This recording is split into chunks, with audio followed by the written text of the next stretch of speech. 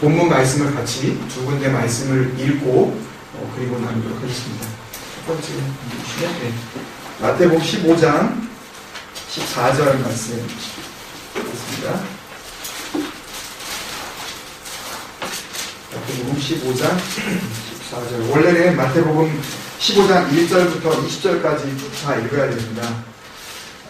지난 주일날 제가 숙제를 하나 내드렸죠.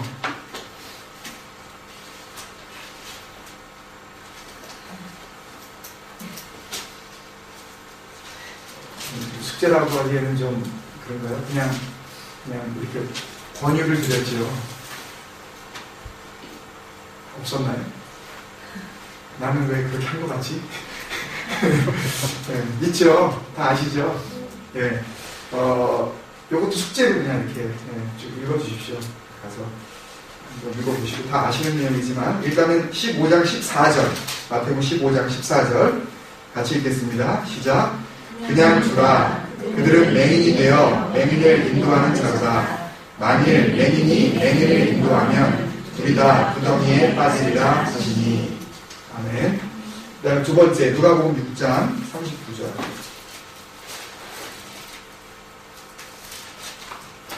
누가복음 6장 39절.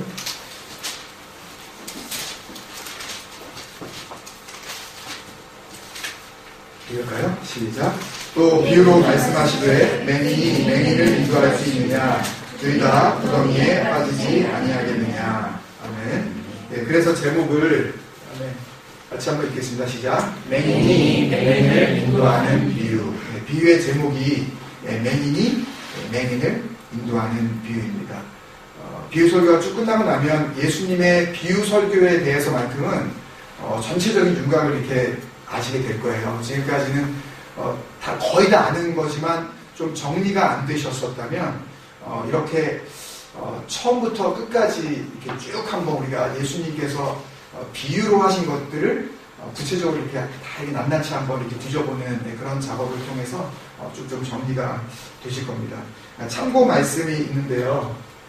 뒤에 보시면 마가복음 7장 1절에서 23절인데 요거는 그냥 기록해 두시고 읽어주시면 감사하겠습니다. 마가복음 7장 1절에서부터 23절 이 마태복음과 누가복음 이 양쪽 이 복음서를 읽는 교량 역할을 하는 맹인이라는 단어는 안 나와요. 마가복음에는요. 마가복음 7장 1절에서부터 23절에는 맹인이라는 단어, 장님이라든지 이런 단어는 전혀 안 나와요. 근데 오늘 이 두 본문과 똑같은 본문이에요. 그렇기 때문에 꼭 한번 읽어주셔야 됩니다. 부탁드립니다. 네, 우리 모두에게 좋습니다. 네, 요한복음 9장을 한번 읽겠습니다. 요한복음 9장 39절에서 41절. 요한복음 9장 39절에서 41절. 요한복음 9장 39절에서 41절. 같이 읽겠습니다. 예수께서 이르시되 내가 심판하러 이 세상에 왔으니 보지 못하는 자들은 보게 하고 보는 자들은 맹인이 되게 하려 함이라 하시니. 바리새인 중에 예수와 함께 있던 자들이 이 말씀을 듣고 이르되 우리도 맹인인가? 예수께서 이르시되 너희가 맹인이 되었다면 죄가 없으려니와 본다고 하니 너희 죄가 그대로 있느니라. 아멘. 이 부분을 잠깐 설명하고 우리 이제 본문으로 돌아가겠습니다. 예수님께서 심판하러 이 세상에 왔다 말씀하시면서 심판의 내용을 지금 말씀하시는 거예요. 그런데 심판의 내용이 뭐냐 하면 39절에 나와 있는데요. 보지 못하는 자들은 보게 해주겠다고 그러시는 거예요. 예수님의 심판의 내용이에요. 우리가 생각할 때의 심판은 예를 들어서 죄 지은 사람 이렇게 해서 너 잘못했어. 예수 안 믿고 이렇게 했기 때문에 너는 지옥이야. 이런 정도 영원한 사망 이런 영벌에 처하는 거 이런 것만을 생각하는데요. 주님께서 생각하시는 심판은 이 땅에서부터 이루어지는 거예요. 그러니까 꼭 그날에 이루어지는 것이 아니라 여기에서부터 심판이 이루어지는데 심판의 내용이 특이하죠. 보지 못하는 자들은 보게 하고 보는 자들은 보지 못하게 하고 이 말씀을 듣고 있었던 바리새인들이 그럼 우리도 못 보는 건가? 우리한테 지금 맹인이라 그러는 거야? 이 원어 성경을 보면 그런 의미입니다. 지금 우리한테 얘기하는 거야? 그런 의미가 좀 있어요. 우리를 지금 맹인이라고 그러는 거야? 지금 이렇게 이야기하는, 기분 나쁜 상태로 지금 반격을 하는 겁니다. 그랬더니 예수님께서 차라리 라는 그런 단어가 빠져 있는데요. 너희가 맹인이 되었더라면 차라리 죄가 없으려니와. 너희가 정말 보지 못한다면 너희 죄 없다. 보지 못했다면 죄가 없는데 너희들은 뭐라 그러냐 하면 본다. 우리는 본다. 라고 하기 때문에 죄가 그대로 있다. 라고 말씀을 하시고 계시거든요. 그래서 주님께서 보실 때 이 땅에 있는 사람을 둘로 나뉘는데 보지 못한다고 하는 사람 스스로가 나는 안 보입니다 주님 이렇게 말하는 사람이 있는가 하면 또한 우리는 나는 보입니다. 주님께서 오신 심판의 여러 이 설명 가운데 굉장히 중요한 부분인데요. 어려운 부분이기도 하고요. 근데 이 어려운 부분을 오늘은 정말 쉽게 오늘은 정말 노력 많이 했습니다. 제가 어떻게 하면 이걸 쉽게 할까 정말 노력을 많이 했어요. 그래서 쉽게 또 간단하게 좋죠. 그렇게 해서 오늘 결론에 이르게 될 줄로 믿습니다.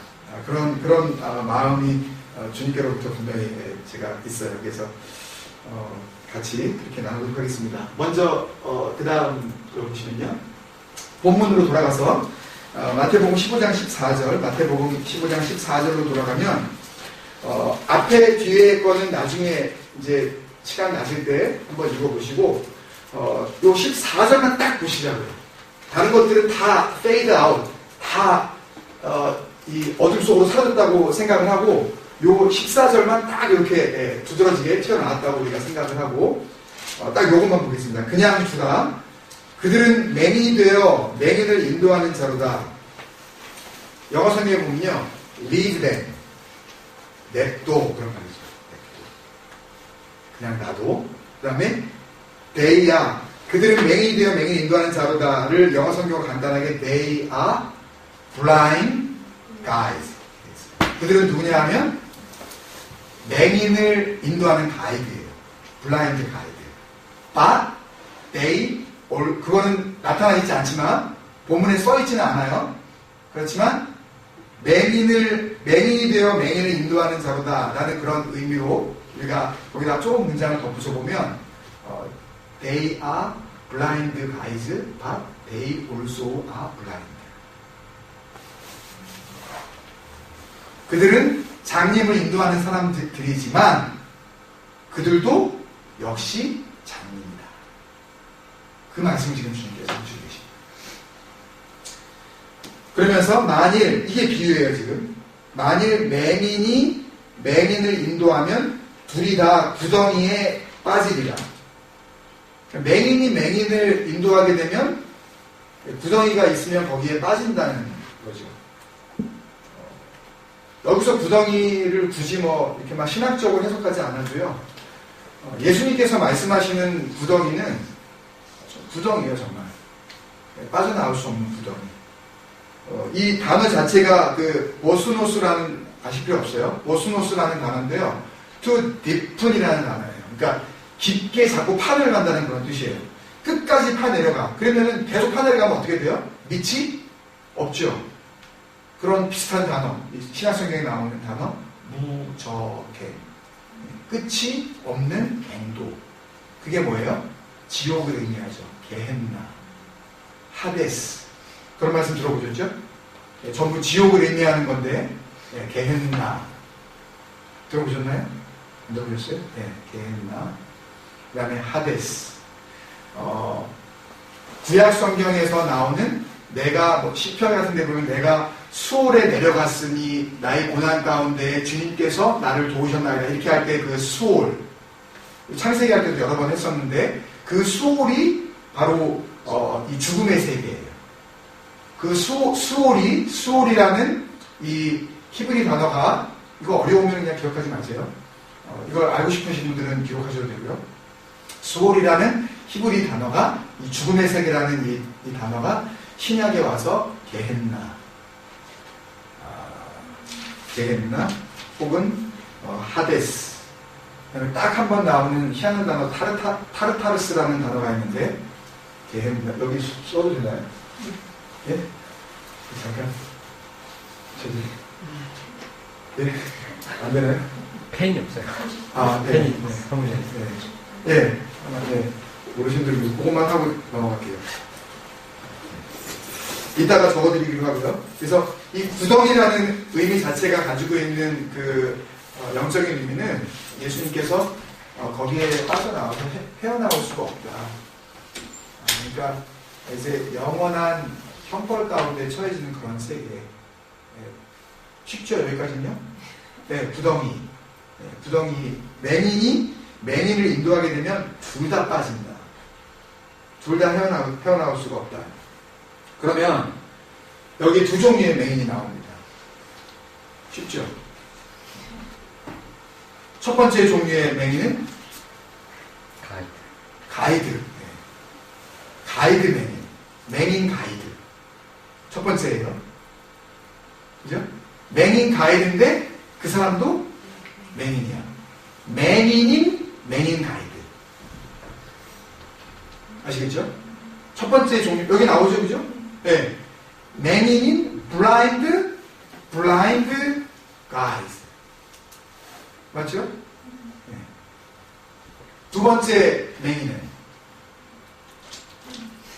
네? 두 번째 맹인은? 맹인.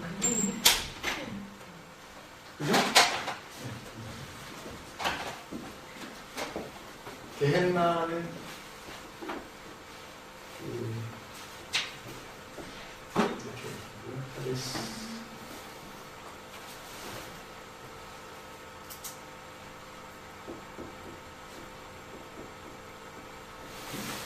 이게 전부 다 신약 성경에 나오는 지옥. 이게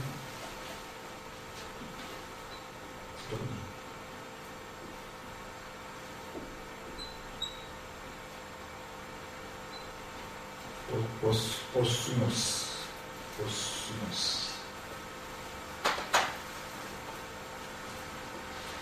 완전히 버려버리는 거예요. 굉장히 깊이 파가지고 깊이 묻어버리는 겁니다.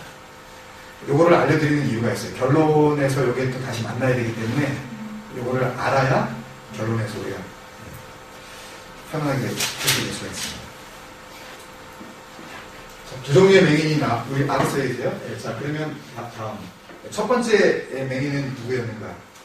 첫 번째 맹인은 어떤 사람이었나? 그것은 이제 그 15장 1절부터 우리가 쭉 알 수가 있는데요. 먼저 15장 1절을 보면, 15장 1절을 보면 바리새인과 서기관이 15장 1절에 보면, 그 다음에 15장 2절에서부터 3절을 읽어보시면 사람의 전통, 특히 장로들의 전통과 하나님의 계명이 있을 때 전통을 계명보다 위에 두는 사람들이 나옵니다. 그 다음에 15장 8절에 보면 그 사람들이 어떤 사람이냐 하면 입술로는 하나님을 공경하지만 마음으로는 공경하지 않는다. 마음은 내게서 멀도다. 이게 다 같은 뜻이에요, 지금요. 이게 전부 첫 번째 종류의 맹인, 그들을 지칭하는 단어들입니다, 지금. 1번은 바리새인과 서기관, 그들이 블라인드 가이즈예요. 그들은 어떤 사람이냐 하면 전통을 계명보다 위에 두는 사람입니다.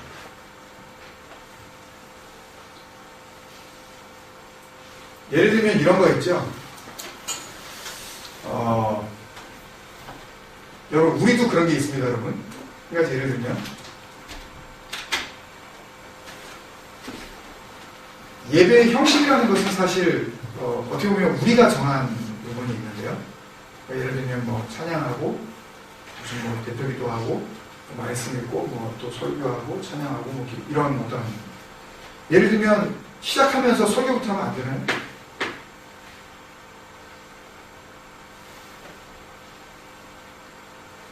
예를 들면 보통 일반적인 교회들이 어떤 모임을 갖고 나서 끝에 주기도문을 하는데 그러면 그 모임 끝에 주기도문 하지 말고 처음에 시작할 때 주기도문 하면 안 되나요? 근데 우리 가운데 그럴 수 있어요. 우리는 안 그럴 수 있지만 돌아가면서 집에 가면서 목사 왜 저래? 요새? 왜 지 멋대로 해? 아니 왜 설교를 먼저 해? 왜? 찬양을 먼저 해야지. 좀 웃겨 진짜. 아니 은혜는 안 되잖아. 은혜가 찬양을 해가지고 내가 마음이 어떻게 뭐 좀 이렇게 된 다음에 지가 설교를 하지. 왜 마음 달렸는데 왜 먼저 설교하고 난리야 왜? 여러분 우리는 지금 여기 손 씻는 거 가지고 지금 시비를 걸었는데 이 사람들이요. 와, 뭐 이런 인간이 다 있냐라고 우리가 할지 모르지만 우리 안에도 그런 게 있습니다. 여러분. 우리 안에도요. 우리가 지금 생각한 이게 전통 우리는 아무렇지 않을 것 같았는데 예를 들면 우리 다 띱시다 이거 다 타이틀 다 띱시다 집사 제가 저번에 한번 얘기 집사고 뭐 장로고 뭐 목사고 다 그냥 띱시다 그냥 어차피 사도 시대가 아니니까 그냥 형제님이라고 그냥 다 부릅시다. 야, 저 목사 진짜 이상한 거 하려고 그러는구나 진짜. 저희가 왜 사주를 받은 거 아닌가? 여러분 이런 생각 안 하겠습니까 여러분?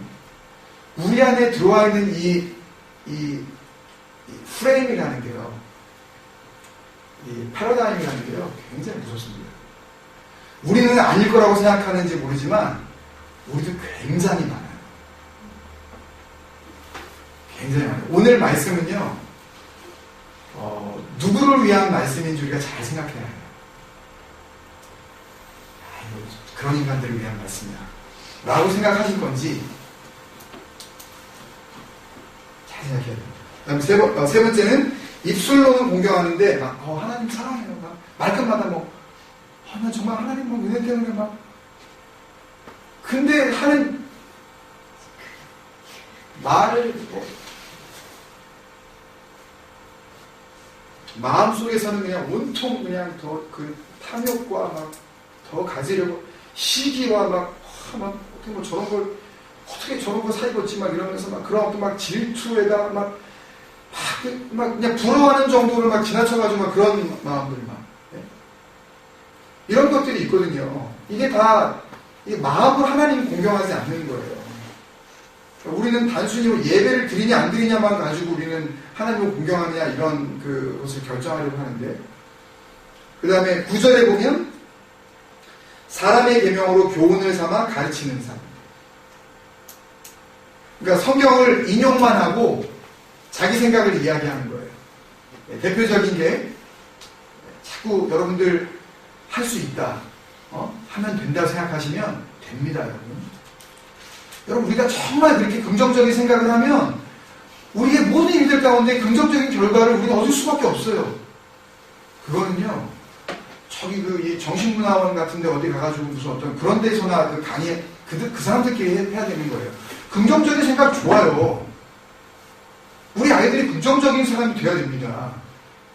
그렇지만 복음을 가지고 긍정적인 사고방식이라든지 적극적인 사고방식이라든지 이런 걸 이야기하면 그건 정말 하나님을 욕되게 하는 거예요. 적극적으로 생각하면 우리가 구원받아요?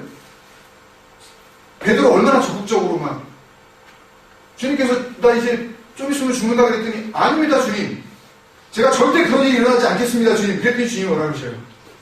사탄아 그러셨잖아요. 얼마나 적극적이에요. 그런 일이 일어나지 않을 거라고 생각하는 긍정적인 생각, 그죠? 얼마나 좋은 생각이에요. 근데 주님은 그걸 가지고 너는 하나님의 일을 생각하지 않고 도리어 사람의 일을 너 안 되겠다 너. 여러분 이게 정말 웃기는 거예요. 교회 안에 지금 얼마나 사람의 이 교훈이 교회 안에 들어와서 그것이 설교라는 탈만 쓰고 목사라는 그 이름을 걸고 이렇게 공공연하게 소위 예배당에서 이렇게 선포되어지고 있는지 정말 걷잡을 수가 없어요. 얼마나 입을 조심해야 되는지, 목사가, 말씀을 전하는 자가 제 스스로가 얼마나 조심해야 되는지, 혹이라도 엉뚱한 내 생각이 말씀을 갖다가 이 등에 업고 여러분들에게 막 주입시켜서 그렇게 내 뜻을 따르게 하려는 그런 그 의도가 막 말에 나타나. 이건 정말.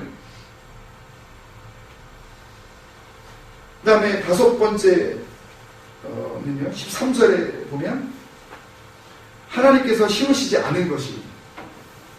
요거는 우리가 뭐 몇 번 그 뒤에 이제 하다 보면 또 이제 그 비유에서 나올 건데, 왜 그거 아시죠? 마태복음 13장에 나오는 알곡과 가라지들.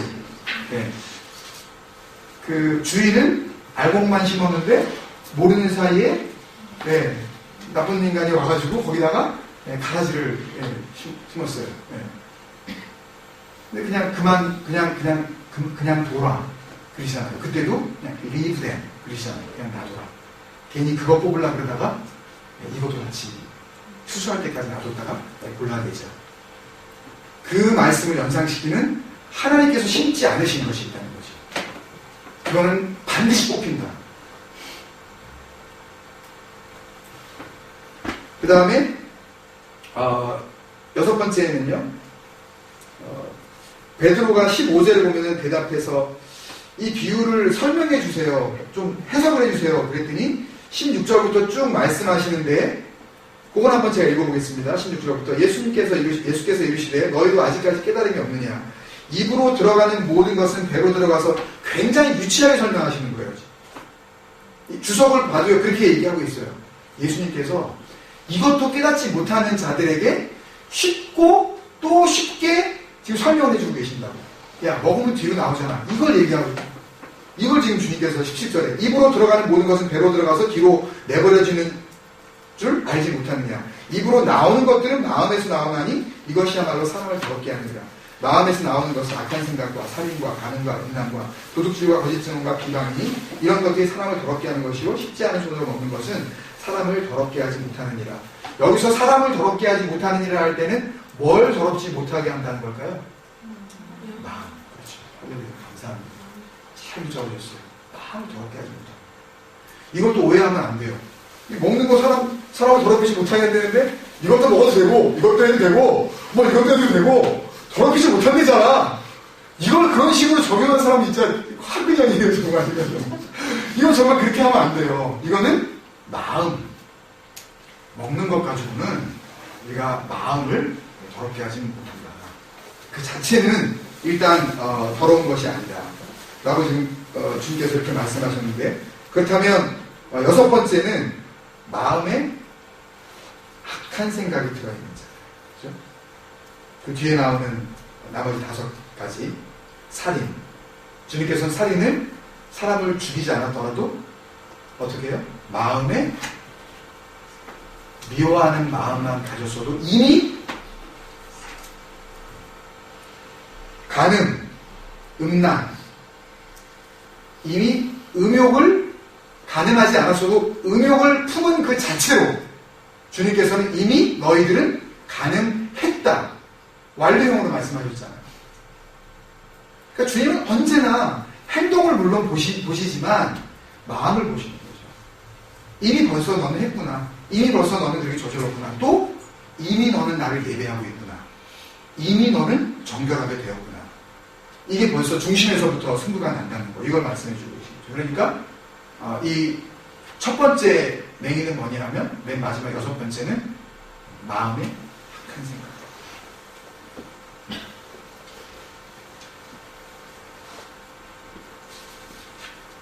그 다음에 첫 번째 맹의는 아시겠죠? 두 번째 맹의는 누구일까? 어떤 사람일까요? 사실 맹인이 아니죠. They are not real blind.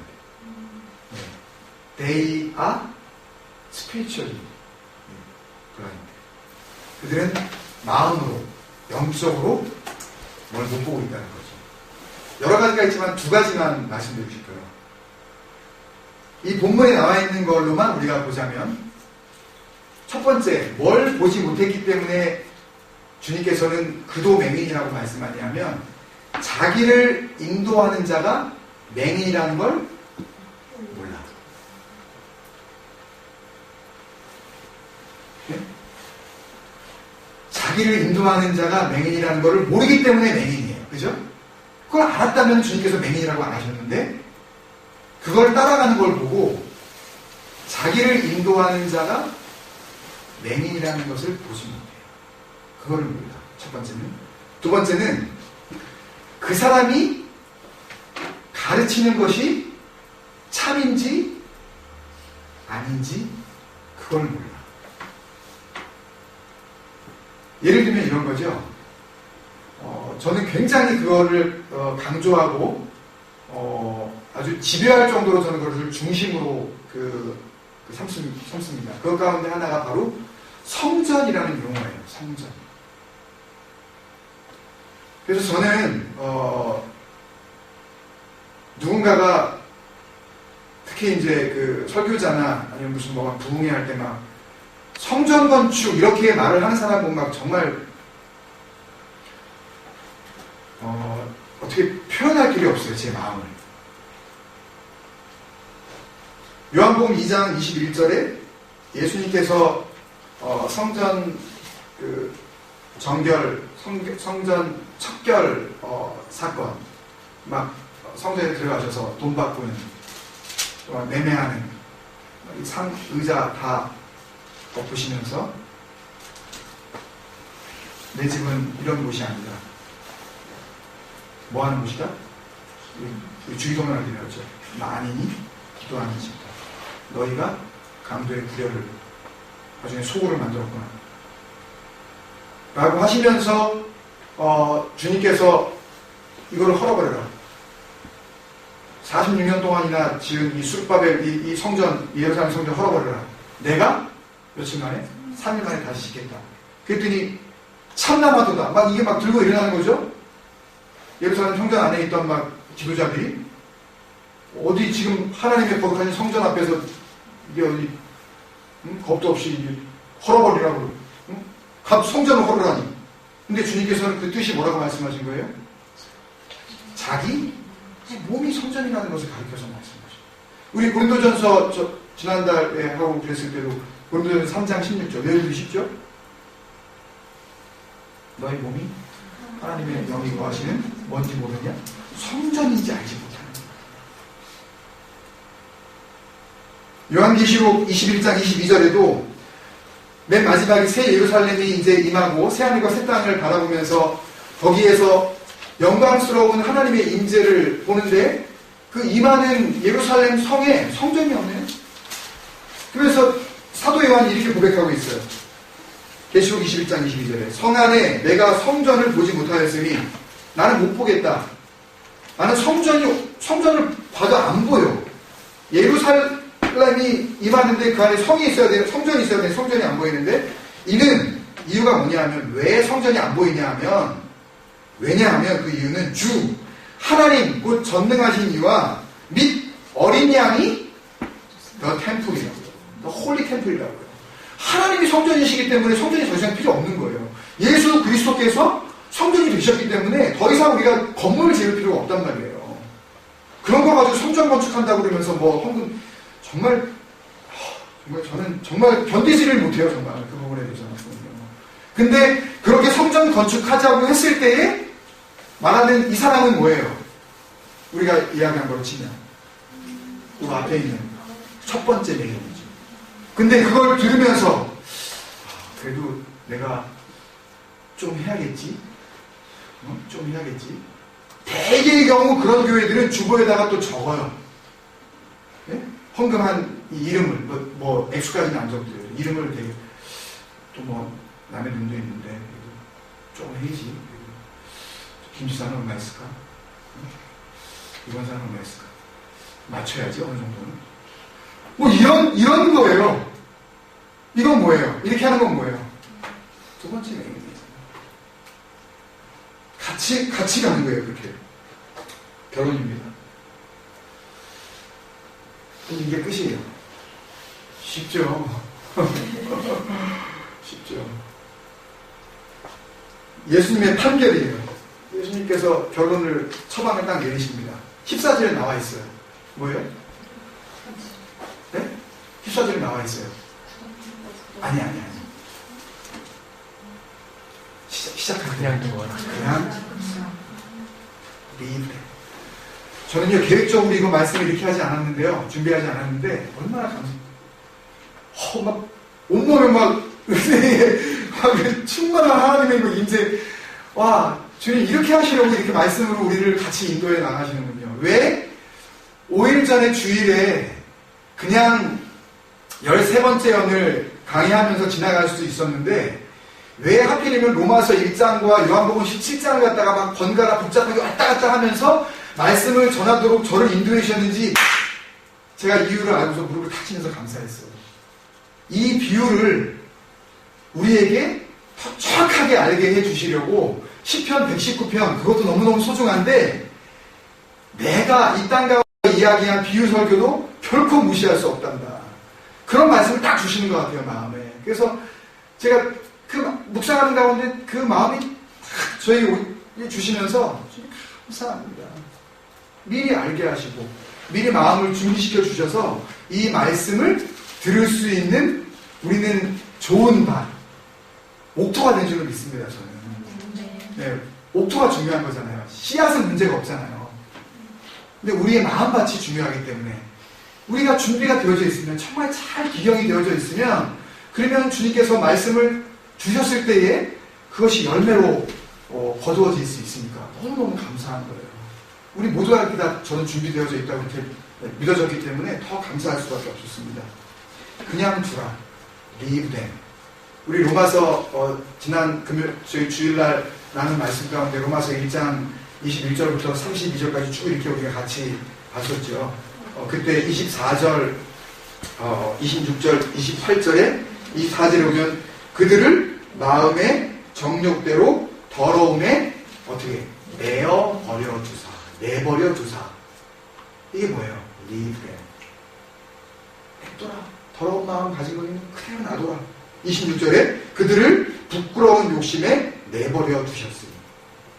그 욕심 가지고 있는 그 정말 부끄러운 욕심인데, 그 욕심 2, 3일 전에 한 산부인과 의사가 한국에서 한 달 전에 만났었던 어떤 그 미혼인 여자 환자에게 그런 어떤 이 관계를 가지면서 몰래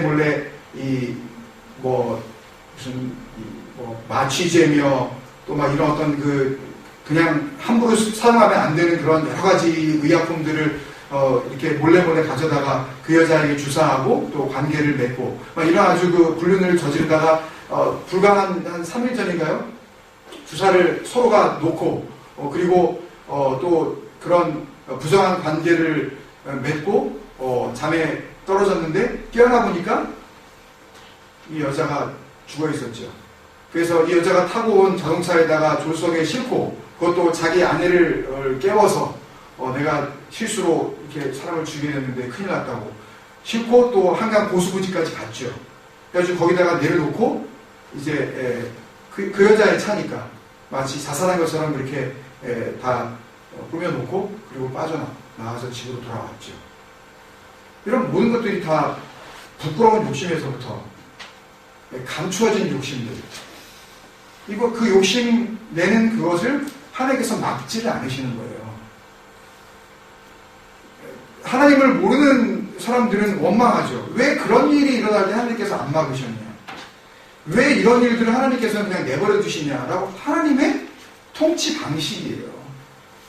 그걸 가지고 다스리시는 분이 그분이신데 다스림을 받아야 할 우리가 하나님을 향하여 통치 방식이 못마땅하다고 말할 수 있는 자격이 우리 없잖아요. 하나님은 부끄러운 짓을 하게 방치하십니다. 28절에 로마서 1장 28절에 그들을 상실한 마음 그대로 내어버려 두사. 상실한 마음이 뭐예요? 그 마음에 하나님을 알면서도 마음에 하나님을 두려고 하지 않는 그 마음을 상실한 마음. 마음이 잊어버렸다는 거죠. 마음이 없다고 보시는 거예요. 자기는 마음이 있다고 생각할지 모르지만 하나님께서 보시기에는 상실한 마음이 이미 벌써 떠나버린 거예요. 마음이라고는 찾아볼 수가 없어요. 그 하나님께서. 예수님의 판결은 그냥 두라입니다. 그냥 두라. 로마서 1장에서의 맨 마지막 판결이 로마서 1장 32절에 뭐였죠? 그들이 이렇게 하면 하나님에 의하여 사형, 뭐였죠? 사나토스. 그죠? 이게 be dead, 이미 죽어버렸다. 마음이 없다. 그런 뜻입니다. 하나님께서 보시기에는 그 중심이 아예 없는 거예요. 마음이 죽은 거예요. 그렇기 때문에 마음을 없다라고 보시고 상실한 마음이라고 그냥 다 버리시는 거예요. 하나님은. 좀 어려워질 수 있지만 이 사형에 해당되어지는 것, 이것이 결국은 이 마태복음 15장에 오면 둘이 다 어디에 빠져서 구덩이에 빠집니다. 이렇게 끝나게 되어진다는 거죠. 예레미야 17장 9절에 보면 우리가 잘 아는 말씀, 만물보다 온 세상에 있는 모든 하나님께서 지으신 모든 피조물들, 나무, 돌, 동물, 모든 것들보다 거짓되고 신이 부패한 것은 뭐다? 마음이다. 이 마음이 누구의 마음이겠어요? 사람밖에는 마음이 없거든요. 하나님께서 마음을 사람에게만 허락하셨기 때문에. 하나님께서 뭐라 그러셔요? 그 뒤에 누가 능히 이를 알리오마냐. 여러분 아십니까? 우리 마음은요, 세상에 있는 우리가 참 더럽다고 그러고 혹은 좀 혐오스럽다고 하는 그런 모든 것들보다요, 우리가 더 더러워. 더 썩어 있어요. 근데 하나님께서 다시 말씀하시잖아요. 누가 능히 이를 알리오마냐. 내가 알겠느냐. 이거 인정하는 사람이 없어요. 특히 교회 다니는 사람 치고 집사님 마음 썩었어요. 그러면 교회 나가라는 얘기죠. 남주자님이 이렇게 반응하지 않겠어요? 감히 그렇게 우리끼리 그렇게 정죄할 수 없으니까 하나님께서 우리에게 알려주시잖아요. 말씀을 통해서 누가 등이 이를 알리는 잠언 29장 26절에 보면요, 자기의 마음을 믿는 자는 미련한 자요. 미련한 자라는 의미 자체가 뭘 모른다는 거죠. 미련하다는 건 뭘 모른다는 거죠. 우리가 우리의 마음을 믿을 때 우리는 어떻게 행동하냐면 자기 기준을 가지고 행동을 합니다. 그래서 자기의 기준을 가지고 예배를 판단하고, 자기의 기준을 가지고 설교도 판단하고, 자기의 기준을 가지고 교회도 판단하고, 자기의 기준을 가지고 다른 지체들도 판단할 뿐만 아니라 집안으로 돌아갔을 때 자기의 기준을 가지고 난 사랑한 거야. 난 하나님께서 원하시는 대로 믿음대로 산 거야. 난 말씀대로 지금 지키고 있는 거야. 라고 생각하면서 절대로 자기가 자기의 마음을 모른다고, 또 자기의 마음을 믿을 수 없다고 그렇게 말하지 않는다는 거죠. 이것을 주님께서 십자가상에서 마지막으로 말씀하고 돌아가셨습니다.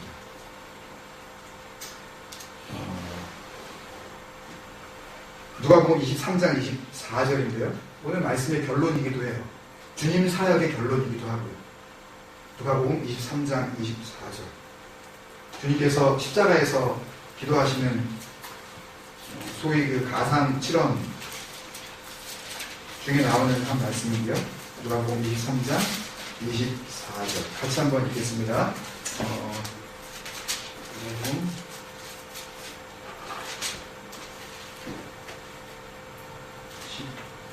14장 제가 잘못했습니다.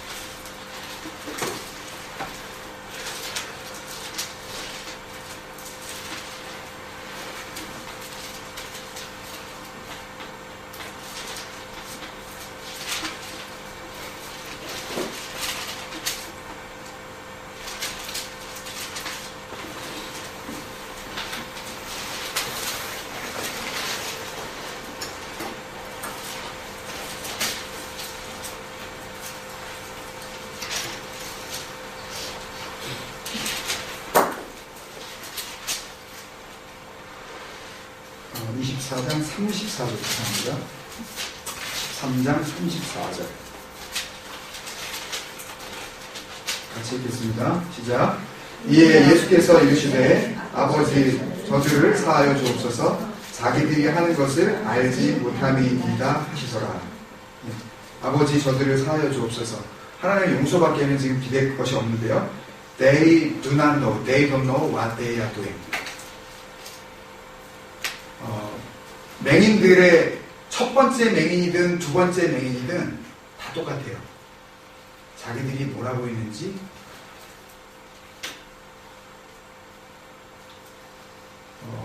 그리고 어떻게 생각하냐 하면 자기는 잘하고 있다고 생각해요. 그들이 예수를 죽일 때 잘 못하고 있다고 생각했다면 그렇게 하지 않았을 거예요. 이렇게 하나님의 율법에 정면으로 도전하고 하나님의 거룩하심에 이렇게 참남한 그런 그 도전을 하는 자를 아예 죽여 없애버리자라는 생각으로 거룩한 결정을 내린 것이라고 그들은 생각하고 있단 말이죠. 그들은 말씀을 지키고 있고 말씀대로 예수를 지금 처단하고 있다는 말이에요. 그렇기 때문에 자기들은 옳다고 생각해요. 자기들은 맞다고 생각합니다. 절대 자기가 틀렸다고 이야기하지 않아요. 성전 건축하자고 하는 목사들이 절대 자기가 말하는 것이 틀렸다고 얘기하는 사람 한 사람도 없습니다.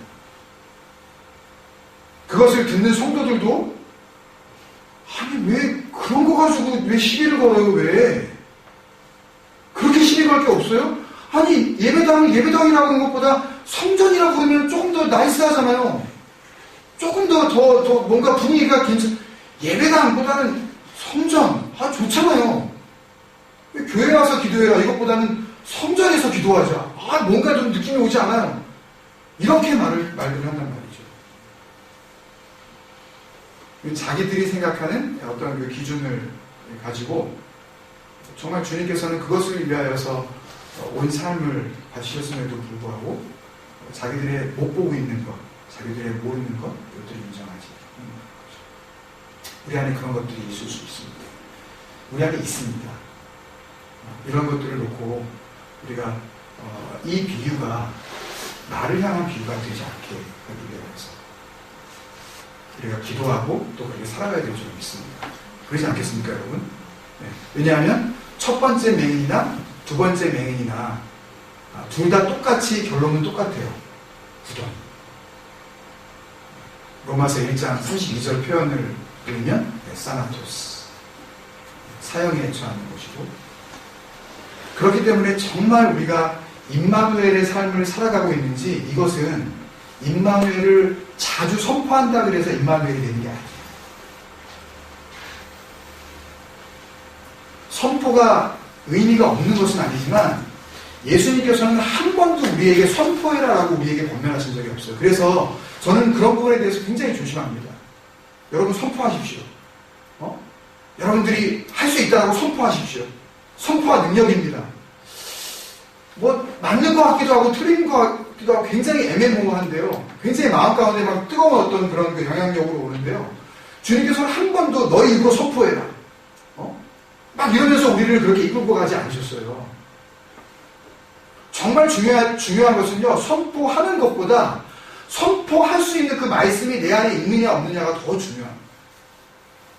말씀은 한 번도 내 마음 가운데 있지 않으면서 말씀은 내 삶과 전혀 상관이 없으면서 내가 말씀을 선포한다고만 했을 때 그 말씀이 만약에 능력이 있다고 한다면 정말 웃기는 거죠. 그랬을 때 어떤 일이 벌어져요? 사도행전에서 나타난 것처럼 우리가 예수도 알고 바울도 하는데 넌 누구냐? 이런 일이 벌어지는 거예요. 삶을 통하여 말씀이 정말 내 삶의 중심이 되어지지 않았는데 불구하고 선포를 한다.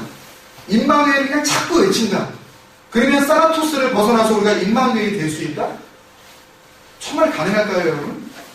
우리의 고백하고 선포하는 것만큼이나 정말 주님과 함께하기 위해서 내 말과 내 생각과 가정에서부터 우리 자녀와 남편과 아내를 대하는 우리 태도에 임마누엘이 담겨져 있어야만 해요.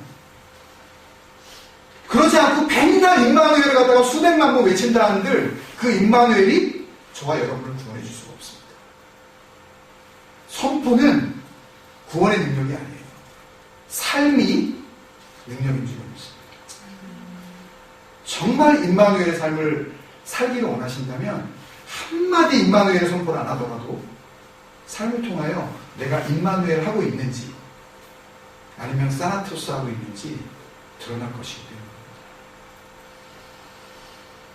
같이 한번 기도하겠습니다. 오늘 간단한 비유지만 그 결과는 너무나도 그 차이나는 그런 결론으로 맺어지는데요. 보지 못하는 것, 모르는 것이 다가 아니다. 난 몰랐는데요 라고 우리가 할 수가 없는 이유가 주님께서 말씀하신 이 맹인이 맹인을 인도하는 비유에 있다고 생각을 합니다. 알아야 되겠습니다. 정말 진리를 알아야 되겠습니다. 왜냐하면 모르면 진리가 아닌 것이 우리에게 다가왔을 때 그 진리를 잘못 받아들일 수 있기 때문에 거기에 영향을 받는 것이 전한 사람에게만 잘못이 있는 것이 아니라 그것을 무분별하게 받아들인 나도 똑같이 책임이 있다. 둘 다 동시에 구덩이에 떨어진다라고 주님께서 말씀하신 것이 결론이라면 그렇다면 우리는 정말 깨어 있어야 되겠습니다. 정말 조심해야 되겠습니다. 진리를 알기 위하여서 우리의 마음과 생각을 더 집중해야 되겠습니다. 중요한 것은 우리가 공동체를 이루고 여러 가지 모양에서 변화되어져야 될 것이 필요한데 장소도 구해져야 되겠고 또 우리 다음 세대에 또 좋은 그런 그 차세대 사역자도 우리가 또 준비되어져야 되겠고 또 우리의 간절한 기도의 제목들 이런 것들도 응답되어져야 되겠고 여러 가지 중요한 것들이 많지만 우리 교회적으로 봤을 때요. 근데 정말 중요한 것은 이것이 아닐까 생각합니다. 저도 진리를 알아야 되겠고 여러분들도 더욱 진리를 알아야만 너희가 진리를 알지니 진리가 너희를 자유케 하리라. 결국은 진리를 온전히 알지 못하는 자들이 자유를 누린다고 한다 한들 그것은 자기들이 생각하는 자유일 뿐 주님께서 정말 죄 가운데에서 자유를 인정하시는 그런 의미의 복음적인 자유가 아닌 것이 분명하다면 그렇다면 우리는 더욱더 진리 안에 거하기 위해서 진리를 알기 위해서 그 진리를 같이 함께 공유하기 위해서 저도 알고 여러분도 알고 저만 알고 여러분이 모른다든지 여러분만 알고 저는 모른다든지 이런 누군가 한쪽이 맹인이 되어지지 않도록 주님 나는 보지 못합니다. 그렇지만 주님께서 보게 해주시면 내가 볼 수 있을 줄로 믿습니다. 주님 앞에서 우리가 그렇게 고백하면서 주님이 보지 못하는 자들을 보게 하고 본다고 하는 자들을 보지 못하게 하시려는 것이 주님이 이 땅에 오신 심판이라고 한다면 그렇다면 나는 오히려 주님 앞에서 주님 내가 다 알았습니다 하고 그렇게 주님 앞에 나갈 것이 아니라 주님 내 눈으로는 보이지 않습니다. 그렇지만 주님께서 그 영광의 빛을 비춰주시면 그러면 내가 보게 될 줄로 믿습니다. 한 가지만 더 생각나서 말씀을 드리면요. 이 맹인이라는 이 헬라어 단어는 원래 그 뜻은 빛이 투과되지 않는 물체라는 그런 뜻입니다. 빛이 들어가지 못하는 거예요. 우리가 소금 빛 비유를 들었는데 빛이 우리 안에 들어와야 우리가 빛이 됩니다. 그런데 그 빛이 투과하지 못하니까 맹인이 되는 거 아닙니까, 여러분? 그렇다면 우리의 마음을 열어야 될 줄로 믿습니다. 우리의 마음에 주님의 그 말씀의 빛, 그 영원히 변치 않는 소금의 능력의 그 약속의 말씀의 그 빛, 주님 나에게 비춰주옵소서. 나는 여전히 아무것도 모릅니다, 주님. 주님께서 말씀을 통하여서 깨닫게 하시고 보지 못하는 것들을 알게 해주셔서 그래서 주님 앞에서 맹인이라고 그렇게 의론 지어지지 않는 그런 복된 삶 살아가게 하여 주옵소서. 우리 자녀들이 눈을 뜨게 하여 주옵소서. 자기가 눈 떴다 그러지 말게 하옵시고 주님께서 열어주시는 그런 은혜를 누리게 하여 주옵소서. 우리 같이 한번 기도하겠습니다.